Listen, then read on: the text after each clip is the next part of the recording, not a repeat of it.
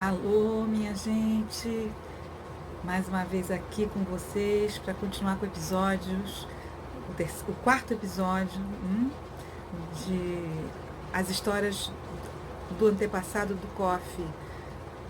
Hoje eu vou falar um pouco mais a pedidos de A Nova Era e a Revolução Cultural. E vou começar com um comentário. O canal agora tem fã. Que maravilha. Tô adorando, gente. Vocês estão fazendo comentários, participando, curtindo, se inscrevendo. Puxa vida, compartilhem. Quanto mais gente, melhor. Ter essa força pro canal. Vai lá, se inscreve, bota no sininho de notificação. Viu? A gente vai bagunçar isso aqui. Você vai ver, vai ser muito bom. Bagunça com coisa séria. Vai ser legal. E coisa séria com bagunça. Pode ser? Bom, ele me perguntou sobre uma coisa muito engraçada até. Que ele achava que a nova Estela era eu. Mas eu, na verdade, eu tive o azar de ser a velha Estela. Porque a nova Estela foi anterior a mim. Então o Olavo era a forma que o Olavo tinha de me sacanear, que eu era a velha Estela, porque a nova já tinha se picado, né? E eu cheguei. Então, só me sobrou o caminho da velha Estela. Olha, isso em 1980. Bom, em 90, vai. Aí, 92, quando a gente começou como se diz? Começamos a editar, né?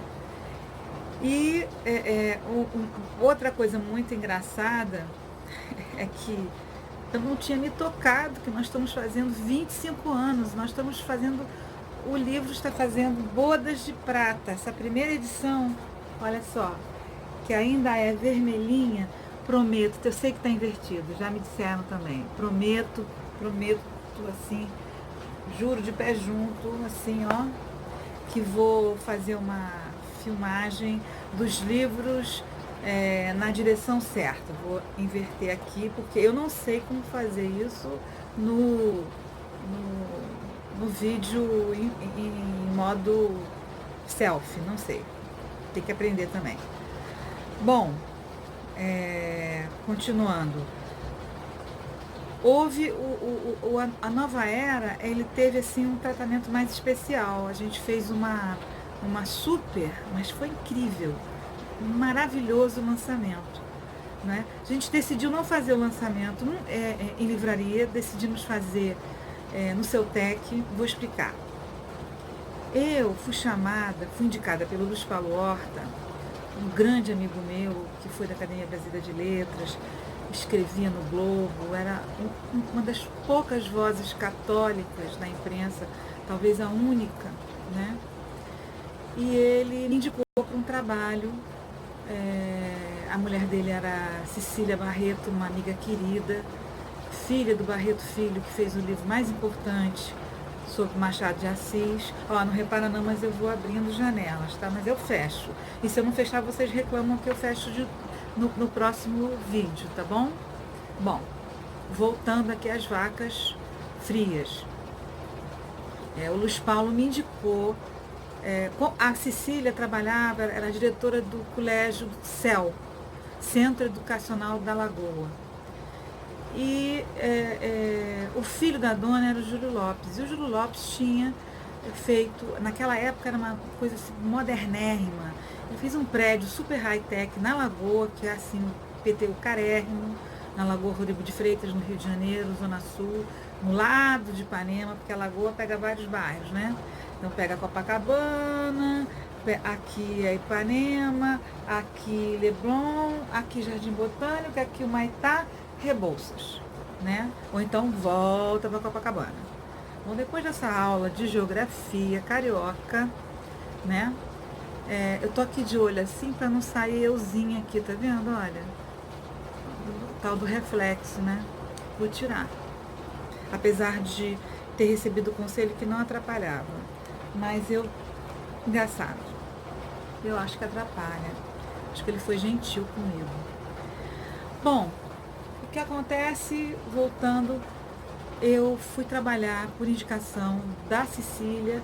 Eu fui fazer assessoria de imprensa, eu fiz muitos anos de assessoria de imprensa, 10 para ser exata. Eu fiz 10 anos de assessoria de imprensa e eles me indicaram para trabalhar nesse CELTEC, que é o braço tecnológico do CEL. O CEL nem existe mais, infelizmente. As coisas no Rio, mesmo as coisas mais tradicionais, como no caso do CEL, minhas sobrinhas estudaram no CEL. Infelizmente nem tudo consegue aguentar essa crise, né? Que foram os anos todos do PT, né? Enfim, eu fazia assessoria de imprensa do CELTEC e, e fui chamada para fazer a divulgação do Amir Klink, que ia dar uma super palestra lá, e ele estava assim na crista da onda. Aí, o que aconteceu? Eu botei ele numa coluna social importantíssima na época, na coluna, eu não sei se chamava Suan ou Boechat, porque teve um determinado período, sempre foi o Boechat que fez não, pelo menos uma grande parte, hoje é o Anselmo Góes, era o Boechat e tinha o nome de coluna do Suan, mas a gente colocou, não sei agora se já era com o nome do Boechat, coluna do Boechat, enfim, merecidamente. Enfim, o fato é que eu botei uma nota na coluna e deu a maior zebra. Por quê? Porque o Amir Klink não aceita divulgação. Então, quando ele faz uma palestra, tem que ser uma coisa interna, de empresa. Mas no caso do CELTEC, ele estava cobrando, não era a empresa que estava pagando, ela estava pagando, mas ela tinha que cobrar. E ela queria se divulgar. Então houve aí um ruído de comunicação, uma confusão. Eu sei que o cara se picou, não fez a palestra, revoltou-se. Enfim, todo direito. Foi um equívoco, né? E eu lá, assim, e agora? Aí eu cheguei pro Júlio Lopes, que era o filho que era o dono do CELTEC, falei assim para ele, eu era uma cara de pau, peguei assim na gravata dele, falei assim, Júlio, olha, eu vou lançar um livro na Casa de Cultura na Lauvim, do Olavo de Carvalho, se chama Nova Era e Revolução Cultural. Se você quiser, eu passo o lançamento para cá, porque a editora é minha. Então, se você quiser, nossa, o cara agarrou aquilo. E como agarrou? E nós fizemos um lançamento lá com uma palestra. E esse Thales me perguntou, se não me engano é Thales, me desculpe se eu errar seu nome, porque é de memória, então memória falha, né? Por isso que a gente escreve. Eu sempre digo que eu escrevo para poder esquecer, porque senão eu tenho que guardar. Tem gente que escreve e cita de cor, né? Lê e cita de cor. Acho lindo, eu não lembro nem do meu nome. Bom, eu sei que a gente fez uma palestra e o CELTEC era um centro de multimídia. Então ele fazia multimídia para a Varig, multimídia para várias empresas. Tadinha da Varig, né? Sofreu com o PT, né? Uma coisa horrorosa. Mas, enfim, morreu, né, com o PT. O PT assassinou a Varig. Eu sei que tinha problemas, que havia dívidas, mas eles podiam socorrer uma empresa que era o coração do Brasil, né? E uma empresa, e eu não vi um artista falar nada. E a Varig patrocinou todo mundo durante décadas. Mas voltando aqui às vacas frias, eles faziam multimídia para várias empresas, entre elas a Varig, que eu acabei de me referir. E a ideia e aí o que eu fiz? A gente fez uma palestra do Olavo naquele auditório fantástico, high-tech zésimo, e como ia encher, porque o auditório não era tão grande, eu acho que o auditório talvez coubessem ali, vamos dizer, 60 pessoas, 80, não mais que isso. Mas ele tinha 3 andares, o CELTEC. Então, eles colocaram televisões em todos os andares ligados na palestra. Mas aquilo encheu. O Rio é bom por isso. Encheu, gente. E foi assim um coquetel maravilhoso, a palestra do Olavo foi soberba, não me pergunte porque faz muito tempo, mas o tema era o tema interno ali do livro, né? Era uma apresentação do livro. Infelizmente não filmamos, né? Naquela época tudo que a gente fazia era gravado, mas eu não sei se nós gravamos. Gravados em fita cassete, né? Não sei se vocês sabem, fita cassete. Eu não tenho uma aqui, mas é uma coisa quadradinha, assim, quadradinha não, retangular, com 2 furinhos que você bota no gravador, aperta e escuta. Era o nosso pendrive, né? O nosso celular ao mesmo tempo, né? Bom, não me lembro se gravou, né? E infelizmente não tivemos a ideia e não tínhamos assim uma projeção, desculpe, para poder, por exemplo, falar com o Júlio, poxa, por que você não aproveita e faz uma multimídia dessa palestra e tal? Realmente fizemos do Dorival Caymmi, meu avô, que eu dei uma palestra lá, mas é diferente, entendeu? Quando você tem um artista, uma pessoa que chama muito público, apesar de que encheu. Foi tão engraçado, encheu tanto, e nós botamos mesinhas do lado de fora, os garçons servindo, o Júlio Lopes feliz da vida, né? E de repente entram assim uns 3 ou 4 estrangeiros e resolveram pedir uma caipirinha, porque eles acharam que era um bar. O Olavo, não sei se o Olavo conta, mas o Olavo, depois disso, contava sempre sobre como foi engraçado o lançamento e com palestra da Nova Era Revolução Cultural. Realmente foi incrível, né? E além. Ah, outra coisa, eu tô com os dois exemplares diferentes. É a mesma edição, mas 2 tiragens diferentes. Esse aqui é o primeiro, que tem esse tom vermelhinho, é mais simples. Esse aqui tem um tom rosa muito bonito, né? E eu prometo botar depois, vou fazer uma montagenzinha, e vou filmar as capas, porque eu sei que fica ao contrário. Mas, enfim, vou mostrar, prometo. Promessa é dívida. E aí foi um sucesso, e foi outra coisa engraçada, foi que eu tinha, como eu disse no vídeo passado, eu tinha ido a várias editoras, entre elas Civilização Brasileira, que eu conversei com Enio Silveira, eu fui como chama? Oh, meu Deus, eu fui na Record, né, também, não se interessaram. Fui naquela que hoje é a Lacerda, né? Que agora eu estou esquecendo o nome, nossa, me fugiu, né?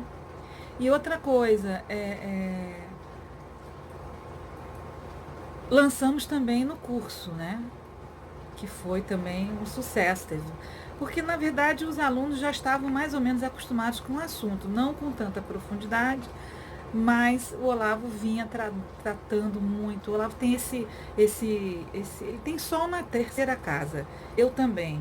Então, o primeiro tratamento que a gente faz, preferencialmente, é falando, né? Claro, eu sento hoje e escrevo tranquilamente, o Olavo mais do que eu, melhor que eu. Mas o falar é uma maravilha, né? Porque pensamentos, a gente tem vários, né?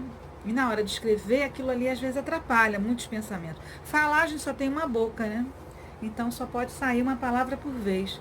E isso facilita a vida, né?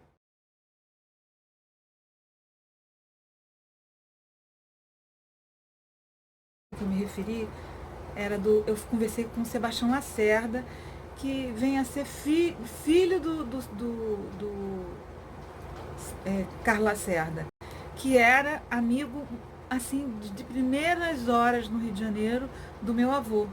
Eles se conheceram em 1938, eram muito amigos e faziam aniversário no mesmo dia, 30 de abril, 2 taurinos, super taurinos. Estou sempre com taurino, né? Mamãe é taurina, Olavo taurino, uma loucura. Eu não tenho nada em terra. Mas voltando às vacas frias, É, eu, um belo dia, eu, Olavo e Nancy e Roxane fomos. Roxane Carvalho, para quem não sabe, acho que todo mundo sabe, mas algumas pessoas podem não saber, é a esposa do Olavo, uma socióloga, uma mulher inteligentíssima, a principal interlocutora do Olavo. Sem ela, o Olavo não teria com quem conversar, porque madrugadas afora, né, e tudo mais. E a Nancy Galvão, que já foi Nancy ou Hoffman, é uma paulista simpaticíssima, atriz maravilhosa, uma comediante incrível. Fomos todos para o lançamento do Jorge Amado. Não posso dizer que livro foi, porque a Paloma Amado, filha do Jorge, ela estava fazendo um trabalho de revisão das edições anteriores do Jorge, que eram muitas de cada livro, para eliminar os erros que vão se acumulando com o tempo. Isso acontece muito com os anos, né? Um erro vai e se multiplica e a coisa perde um pouco, né? Então ela estava fazendo esse trabalho e estávamos num lançamento de talvez 2, 3 livros. E também havia o seguinte, não sei se nessa época o Jorge já tinha saído da Record. Foi uma coisa complicada. Não sei se foi nesse período que ele saiu da Record. Mas enfim, não importa. Eu sei que eu cheguei lá com os meus livrinhos do Olavo debaixo do braço e a editora estava lá, né, que eu já conhecia por conta dos lançamentos do Jorge, que eu ia muito, que era meu segundo avô. Aí cheguei para ela assim com... não era nem a Nova Era e a Revolução Cultural, eram gêneros literários e seus fundamentos metafísicos, e era, como se diz, deixa eu ir para trás, que tem gente que tirou a cara muito na frente e tal, e os gêneros literários e seus fundamentos metafísicos e o Silêncio dos Inocentes, né? Símbolos e mitos no filme Silêncio dos Inocentes. Quando eu mostrei, ela ficou assim: vocês editaram? Eu falei: editamos, ninguém quis editar, editamos nós. Foi maravilhoso, foi a glória, foi sensacional, né? Fui muito feliz. Bom, o que mais que eu posso dizer para vocês sobre a Revolução Cultural e a Nova Era? Ou melhor, a Nova Era e a Revolução Cultural, né? Foi profético, né? De fato, as coisas estavam ali já sendo... a tal hegemonia estava sendo conquistada a passos largos.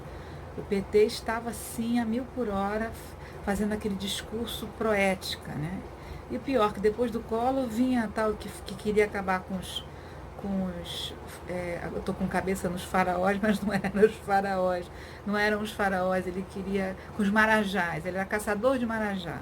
Pois é, depois do caçador de marajá, resolveram acreditar no Lula, que vinha com discurso de ética, aquela coisa toda, né? Inclusive, a gente fez como a gente não fez o lançamento do livro no Lauro Alvim, eu tinha uma amiga no Lauro Alvim que era mãe, na verdade mãe de uma amiga minha, que, nossa, ela que era responsável pelos cursos. Então nós fizemos vários cursos que corresponderiam aos cursos avulsos de hoje, né? Porque o curso do Olavo, o Introdução à Vida Intelectual, ele não terminava. Você entrava, saía, voltava, mas o ideal era ficar, né? Porque você só ganhava, né? Porque num meio intelectual tão raso, apesar de perto de hoje, a gente pode dizer que era rico, porque a vida cultural ainda havia um pouco, aqueles autores ainda estavam idosos, já estavam idosos, mas ainda estavam atuando, né? Porque escritor não se aposenta, né? Pelo INSS, não rola. Então você tinha um Zanini, um Milo Fernandes, verdadeiras estrelas assim, intelectuais, né? O próprio Jorge Amado. Nossa, quem mais, Estela? Algumas pessoas que nós como é que se diz? Nós, inclusive, entrevistamos, mas isso é uma outra história. Mas voltando à Casa de Cultura Laura Alvim, fizemos uma palestra sobre ética, exatamente dentro desse espírito do Nova Era e Revolução Cultural, para explicar, para, vamos dizer, desmontar a bomba da ética. Mas era uma. Algum dos fãs do canal falou em muro. Era um muro. Era uma muralha da China. Era assim, não se falava no assunto. Era difícil, levou anos para quebrar essa hegemonia.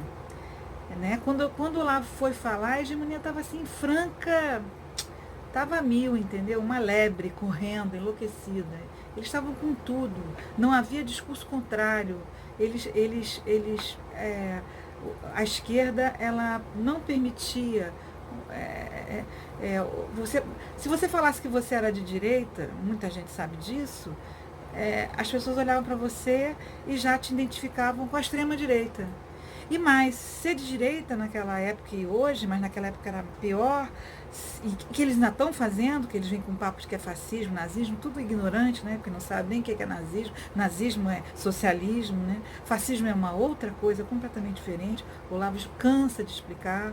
Depois talvez eu possa tentar desenhar aqui num outro vídeo, quem sabe, né? Uma voz feminina possa fazer esse povo entender, alguém entender um pouquinho mais que não é fascismo, né? Mas naquela época, você ser de direita era assim, você tinha vergonha de dizer, porque era uma coisa assim,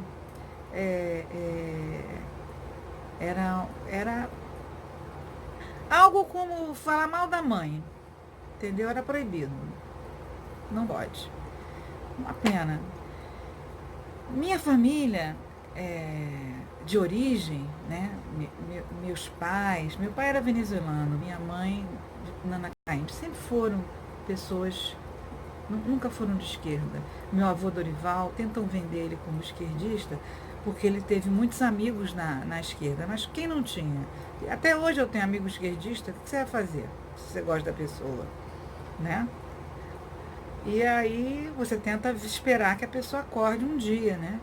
Mas certas pessoas que estão na sua vida há 30, 40, 20, 10, 15 anos, você vai fazer o quê? Jogar lá pela janela? Não vai dar.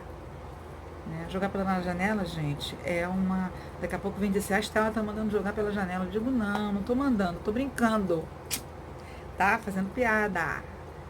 Né? Esse povo é fogo, né? Então, eu me lembro que uma vez eu namorei o editor da revista Bravo no Rio, o editor Rio, e o pessoal da editora de São Paulo, da revista Bravo, que depois o Olavo escreveu nela, o Bruno Tolentino, tudo contato naquela época via Bruno, né, que nos conhecia. Eu creio, isso eu não tenho tanta certeza porque eu já não estava envolvida nisso. Nesse período eu estava já trabalhando na biografia do meu avô.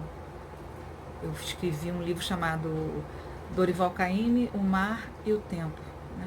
Pela editora 34. A primeira edição foi publicada em 2001 e a segunda edição em 2014, no centenário de nascimento de Caymmi, sendo que ele morreu junto com minha avó Estela, que eu recebi o nome dela, em agosto de 2008. Meu avô no dia 16 e minha avó no dia 27. Mas isso eu conto depois com mais calma sobre meu avô, minha avó, minha família musical. Mas tudo isso para dizer que eu namorava o André Luiz Barros, e eu disse, poxa André, eu era assessora de imprensa, trabalhava com produção, eu falei, poxa André, como é que pode você lançar essa revista, você vai ligar, falar com as pessoas que pedindo uma entrevista, mas você vai fazer um lançamento aqui, não é possível. Tenta convencer o pessoal lá de São Paulo e tal, tal. Aí eu enchi tanto o saco do André que ele falou. Aí eles toparam. porque eu ofereci meu avô. Eu digo, olha, sabe o que você faz? Isso foi em 98, sabe o que você faz? Olha só, meu avô começou a carreira em 38. Pronto, 60 anos da carreira de Dorival Caymmi. Foi assim que meu avô fez é, é, uma entrevista ao vivo. Tava Tarek de Souza e o próprio André Luiz Barros. É, na verdade, o Tarek, Milô Fernandes saiu de casa para ver, né? Você não vê o Milô Fernandes em nada, não via, né? Deus o tenha. Um grande amigo meu, querido, querido, querido. Nossa, eu acho que eu fui a pessoa que mais entrevistei o Milô 3 vezes, porque ele fugia de entrevista, né? E ele, outro dado interessante, o Rio de Janeiro e o Brasil é assim, nos anos 30, 40, era assim, o Rio de Janeiro, todo a cultura, né, e a vida intelectual circulava no Rio. Rio São Paulo, mas principalmente Rio de Janeiro, né? Então, imaginem, quando meu avô chegou no Rio de Janeiro, em 38, e tentou um trabalho, como o primo dele sabia que ele desenhava bem, indicou-o para a revista O Cruzeiro. E ele foi lá conversar com o editor. E quando ele chegou lá, a primeira pessoa que ele encontrou foi o Milô com 14 aninhos, já ali trabalhando, né? Correndo.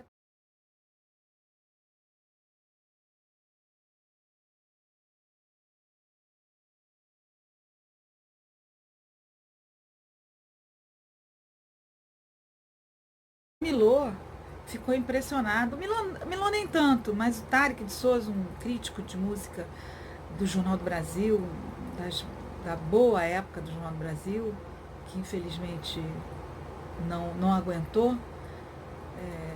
E faz muita falta você ter 2 jornais no Rio de Janeiro, 2 jornais assim de porte, né? Faz muita falta, mesmo com essa crise, né? Mas é bom ter 2 vozes, pelo menos, né? Ou como diz Olavo agora temos que ter um jornal de direita, né?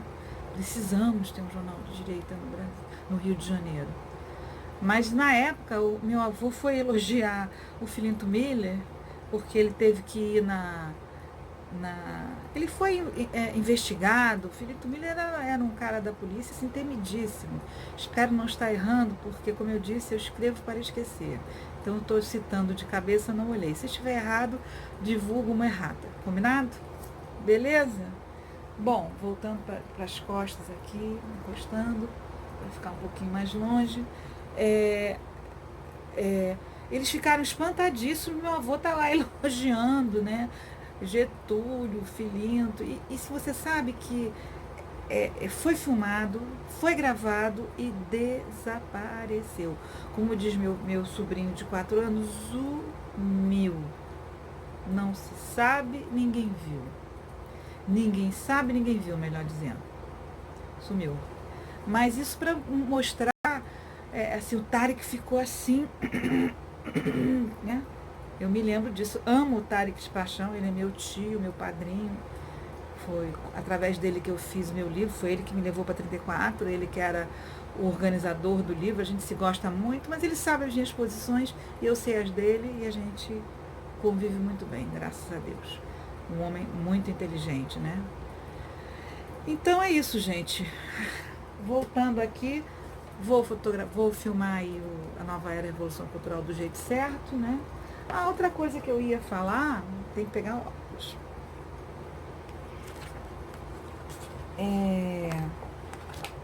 É que nós convidamos o escritor Antônio Fernando Borges, escritor e jornalista, para escrever a Orelha, né?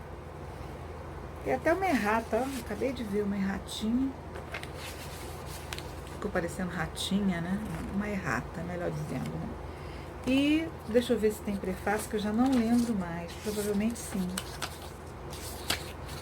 Deixe-me ver. Tem prefácio a 2ª edição e nota prévia a 1ª edição. Então o Olavo realmente considera isso aqui a 2ª edição. Outra capa. Realmente, 1ª edição, 2ª edição. E o prefácio Deixa eu ver. Da segunda edição, acho que é tudo dele. É, tudo dele.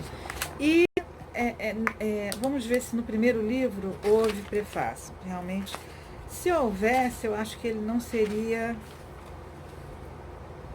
Não, não temos prefácio, temos só a orelha. Né? Temos só a orelha. A segunda edição é que foi com a orelha de Antônio Fernando Borges. Eu não sei se como se diz, nas edições seguintes, em que o Olavo juntou os textos da Nova Era com outros, se ele... Não, minto. Isso aconteceu foi com outros livros, né? O do Aristóteles. Não, tô misturando as bolas.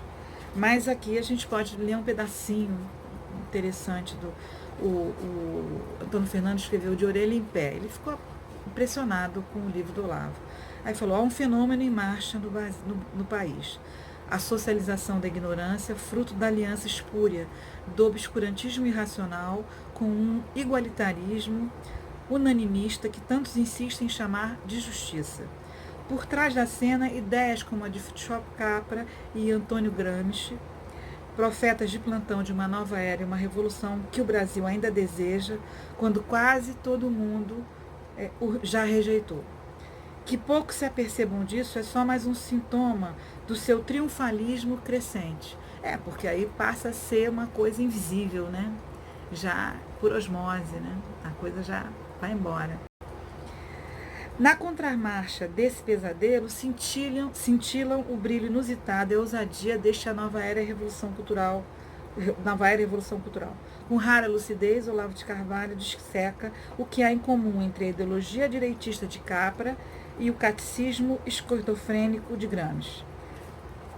Eu não vou ler todo, né? Só esse pedacinho. O mesmo historicismo oportunista, o mesmo coletivismo autoritário e, sobretudo, a mesma apologia de uma mudança radical de mentalidade.